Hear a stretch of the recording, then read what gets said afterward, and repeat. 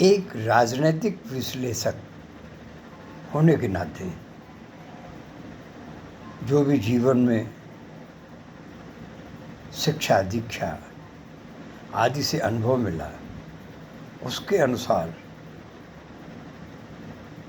मैं अपने विचार आप तक पहुंचाने का प्रयास कर रहा हूं।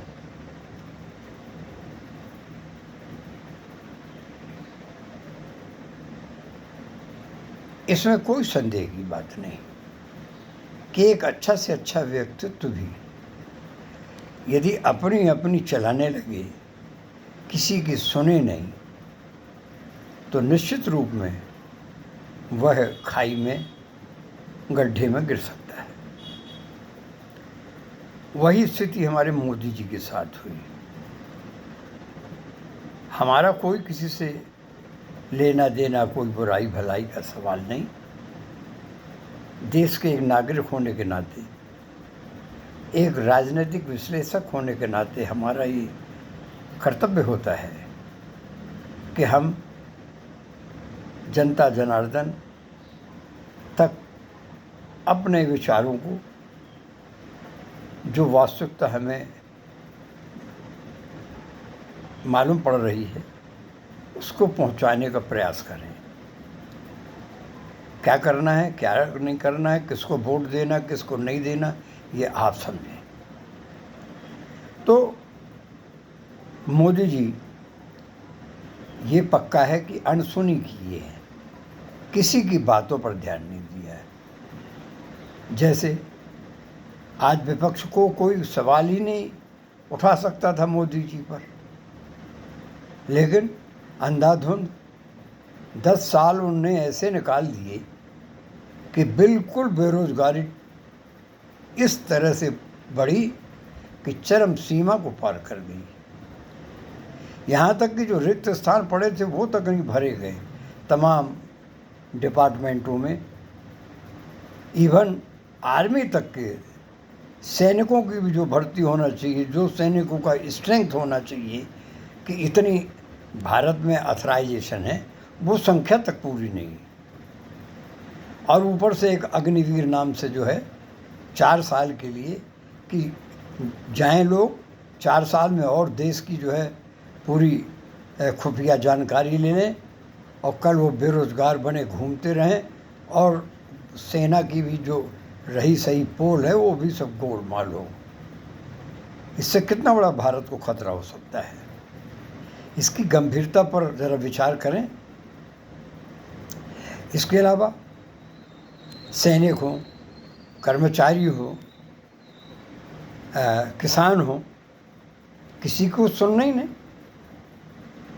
और उनको भी लाठी डंडों से पिटवाना, ये सब कैसे कैसे रिकॉर्ड जो है हुए इस काल में, ये 10 साल में। इसके सिवा क्या मिला बताइए आप? महंगाई, कितनी भीषण महंगाई। कांग्रेस को बोलते थे, कांग्रेस जब 400 साढ़े 400 रुपये का सिलेंडर देती थी, 300 साढ़े 300 का मिलता था। पेट्रोल क्या मिलता था आप सब जानते हो। आज पेट्रोल का क्या रेट है, डीजल का क्या रेट है। कितनी महंगाई आपने बढ़ाया, कितना टैक्स बढ़ाया, जीएसटी से लेके दुनिया भर का क्या क्या गचरम पचरम सब किया आपने, बताइए। हम अपना फिर भी ओंठें बंद रख लें, सी लें अपनी ओंठों को, कहाँ तक बर्दाश्त करें। रायबरेली और अमेठी की जनता इसमें निसंदेह जैसे नाम है, और उनके काम पहले से ही रिकॉर्डेड है, और आज भी वो जो है इस बात को ये बता रहे हैं कि कितने सत्यवादी और धर्म प्रेमी हैं। उनको ये पता है कि हमें किसको क्या मान देना चाहिए, क्या सम्मान देना चाहिए। सोचिए, विचारिए। आज कर्मचारी जगत का तो नाम ही, श्रमिक जगत का नाम ही अखबारों से ख़त्म हो गया, कहीं कुछ नहीं। आपका बस अब और मौका मिल जाए तो जो पेंशन मिल रही है आदमी को, वो भी बंद कर दो। पुरानी पेंशन देने में आपको तकलीफ, जिससे कल्याण होने वाला, जिससे फ़ायदा होने वाला है। अरे आपकी इस जनमानस को, इस जनसंख्या को यदि पैसा मिलेगा तो उससे क्या होगा? कुछ गलत हो जाएगा। उनके अच्छे लड़के बच्चे पढ़ सकेंगे, अच्छी शिक्षा दीक्षा ले सकेंगे, उनको आगे बढ़ने के मौके मिलेंगे। तो आप उन कर्मचारियों को, जो रीढ़ है देश की, आप तो बात के हो नेता, आप तो 5 साल के लिए बैठते हो, और कर्मचारी तो हमेशा ही रहता है। कर्मचारी प्लस अधिकारी ही तो देश को चलाते हैं। आप तो टेम्परेरी गए 5 साल के लिए, और उसके बाद जो है आप सड़कों पर आ गए। फिर दूसरा कोई नेतृत्व तो आ सकता है। और इस 10 साल में वास्तव में कांग्रेस के राष्ट्रीय अध्यक्ष श्री मल्लिकार्जुन खड़गे जी क्या गलत बोलते हैं कि कांग्रेस ने जो 70 साल में दिया उसी को तो आप बेच रहे हो। नहीं दिया होता तो क्या बेचते आप? कैसे कैसे भीषण समय देखे गए हैं, चाइना वार वगैरह सब झेला है, उसी कांग्रेस प्रशासन ने ही, कांग्रेस के नेतृत्व तो नहीं झेला।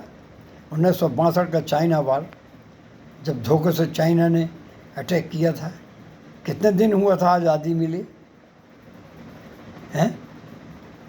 1965 का पाकिस्तान वार, 1971 का भारत पाक बांग्ला कॉन्फ्लिक्ट, और वहाँ भी जीत हासिल किया। इंदिरा जी ने 2 टुकड़े कर दिया पाकिस्तान के। आप क्या करोगे? एक पुलवामा अटैक किया, वो भी पूरा ना कर पाए। वही तो मौका था जबकि आप पीओके को आज़ाद करा सकते थे। थोड़ा सा छुपाया, छोड़ दिया। तो इस तरीके से जो है सच्चाई ये है। सैनिकों को आपने सीना ठोक ठोक कर कहा, हमने 1 लाख करोड़ रुपया जो है सैनिकों के 1 रैंक 1 पेंशन का दिया, मिला? ज़रा जांच करिए कितने लोगों को मिला 1 रैंक 1 पेंशन का। न डिसेबिलिटी पेंशन वालों को मिला, न किसी को मिला। कितने लोग रह गए? लगभग आधे से ज़्यादा आदमी जो चक्कर काटते फिर रहे हैं। एक स्पर्श नाम का आपने बनाया, उसको दिल्ली से आपने डील किया, वो भी आज बंद ठप्प पड़ा हुआ है। सीडीए की भी ऐसे ही आपने हालत कर दिया, वो भी बंद सा पड़ा हुआ है। बैंकों से आदमी आराम से पेंशन लेता था, कुछ गड़बड़ी होती थी तो जैसे मध्य प्रदेश उसका भोपाल सेंटर रखा गया था, वहाँ सीडीए के लोग बैठते थे स्टेट बैंक के हेडक्वार्टर में, रीजनल ऑफिस में। वहाँ से वो कोई भी गड़बड़ी होती थी उसको वो उनके द्वारा करेक्ट हो जाता था, बैंक करवा लेते थे। हाँ, सब पेंशनर अलग परेशान। इस वृद्धापन में आकर के 80 साल की उम्र में, और लोग जो है उनकी आंखों में अच्छे से दिखाई नहीं देता, सुनाई नहीं देता। वो वृद्ध लोग कितने परेशान होते हैं। क्या उनकी पेंशन है उनको, और उनको जो मिलना चाहिए क्या वो एरियर्स वगैरह मिल रहे हैं? हर तरह से आदमी परेशान। और ऊपर से किसानों के ऊपर, सैनिकों तक के ऊपर, जो भूतपूर्व सैनिक अनशन कर रहे थे दिल्ली में, उनको पर लाठियाँ चलवाई। कोई विरोध की बात करता है, कोई कुछ मांग करता है आपसे, तो आप उसके ऊपर लठ चलवाते हो पुलिस से। पुलिस से आप आर्मी वालों को पिटवा रहे हो। वाह, क्या क्या मिला? मिला कुछ? क्या दिया आपने? और अब समय आ गया है, हमें कुछ नहीं, आप जीतो हारो, लेकिन सच्चाई यही है कि जिस कांग्रेस ने इस देश को आज़ाद कराया, उन्हीं महात्मा गांधी को, उन्हीं पंडित जवाहरलाल नेहरू को, उन्हीं इंदिरा जी को, उन्हीं श्री राजीव गांधी को, जिन्होंने अपनी आहुति दे दी इस देश के लिए क्या नहीं दिया, क्या ले गए?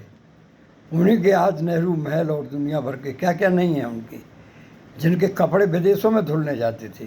पुराने रईस थे वो, कोई आपकी नेतागिरी से रईस नहीं हुई, लेकिन आज आप उनको गाली देते हो। तो वही समझ सकता है, राजा का बेटा राजा ही होगा। इतना एजुकेटेड श्री राहुल गांधी, जो विदेशों में तमाम यूनिवर्सिटियों में पढ़ करके, तमाम विदेशों से शिक्षा दीक्षा प्राप्त करके, सोनिया जी तो चाहती ही नहीं थी कि राजनीति में अपने बच्चों को लाएंगी, कभी भविष्य में भी कल्पना नहीं किया था। दूर रखना चाहती थी कि जिससे उनके पूरे दादे परदादे पूरा परिवार नष्ट हो गए, वहाँ से दूर रखना है। लेकिन समय ही ऐसा आ गया कि पूरे कांग्रेस जनों ने उनको ही, क्योंकि कांग्रेस जन ही असली धार्मिक है, जिस धर्म की आप बात करते हो। रघुवंश, आप परिवारवाद चिल्लाते हो, खुद कहते हो पूरा भारत मेरा परिवार है। यहाँ परिवार की बात करते हो, परिवारवाद का विरोध करते हैं, खुद कहते हो कि परिवार की बात।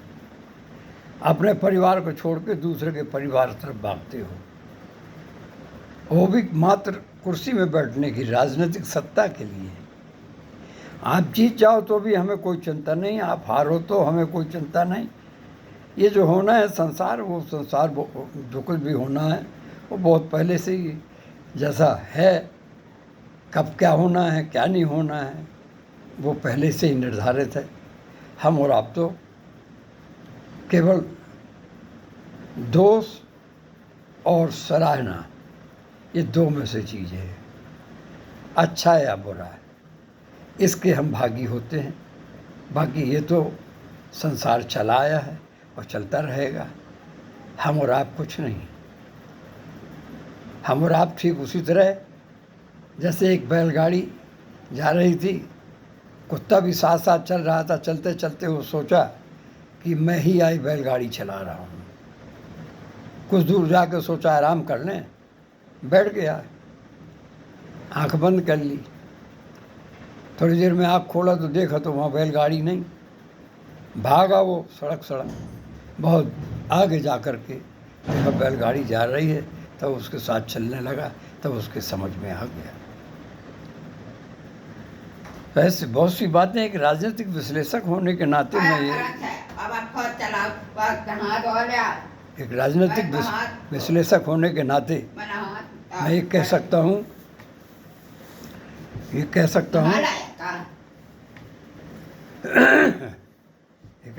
राजनीतिक विश्लेषक होने के नाते मैं ये कह सकता हूँ कि एक किसी भी देश की यदि लड़की आकर के हमारे भारत की बहू बनी श्रीमती सोनिया गांधी, तो उनको हमारी बहू समझ करके उन्हें इज्जत सम्मान देना चाहिए। उनके अपनों को, उनके परिजनों को, सबको वो सम्मान मिलना चाहिए। किसी को बेइज्जत करने का हमें कोई हक नहीं है। ये भारत सबका है और सब मिलजुल के, जैसे 5 उंगली बराबर नहीं होती, और सबको मिला कर के और कोई भी कार्य किया जा सकता है। तो जय हिंद, जय सिया राम। 4 जून के बाद देखा जाएगा कि क्या सच्चाई की जीत होती है कि झूठ की जीत होती है। अब हम कहें, हम तो खुद ही कहते हैं कि हम तो व्यक्तित्व के पुजारी हैं, और खजुराहो से यहाँ श्री वी.डी. शर्मा, जो खुद भारतीय जनता पार्टी के प्रांतीय अध्यक्ष हैं, एक सम्मानीय व्यक्तित्व हैं, और हमारे यहाँ कटनी के भी अच्छे विधायक हैं। श्री संजय पाठक हैं, श्री संदीप जायसवाल हैं, सब अच्छे लोग हैं और अच्छे लोगों को हमने अपनी वोट दिया, हमें किसी का कोई डर भय नहीं, तो छुट्टा कहते हैं।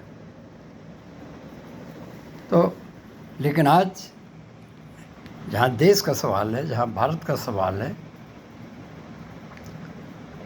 वो हमारे लोकल के लिए अच्छे हो सकते हैं, लेकिन देश के लिए राहुल जैसे कोई व्यक्तित्व भारत के अंदर नहीं है, इसमें कोई संदेह ही नहीं। जिनने भारत जोड़ो यात्रा, मोहब्बत की दुकान खोलो, नफरत छोड़ो, न्याय यात्रा जैसी है डांडी यात्रा का उन्होंने संदेश दिया, महात्मा गांधी जी के पथ पर चलने का उन्होंने बीड़ा उठाया, और एक अच्छे शिक्षित और हर तरह से जो इतने बड़े बड़े अडानी जी जैसे विश्व के जाने माने उद्योगपति जो हमारी भारत की शान है, श्री अंबानी जी जैसे उद्योगपति, किनकी बुराई नहीं की है उन्होंने, किनके बारे में नहीं कहा, लेकिन व्यक्तिगत कोई बुराई नहीं की उन्होंने ये कहा कि उनको हमारे प्रधानमंत्री मोदी जी ने उनका कर्जा माफ़ किया, उनको उन्होंने कर में छूट दी 16 लाख करोड़, और उतने रकम से न जाने कितने हमारे भारतीयों की, हमारे जनता जनार्दन के बच्चों की परवरिश की जा सकती थी, उनका हित किया जा सकता था। है कोई इतना दमदार उठाने वाला आवाज़ जो इतने बड़े बड़े उद्योगपतियों के खिलाफ आवाज़ उठाए? उसके बाद भी यदि उसे हम अपना नेतृत्व देने में हमें संकोच है तो फिर धन्य है। जय हिंद, वंदे मातरम, जय सिया राम।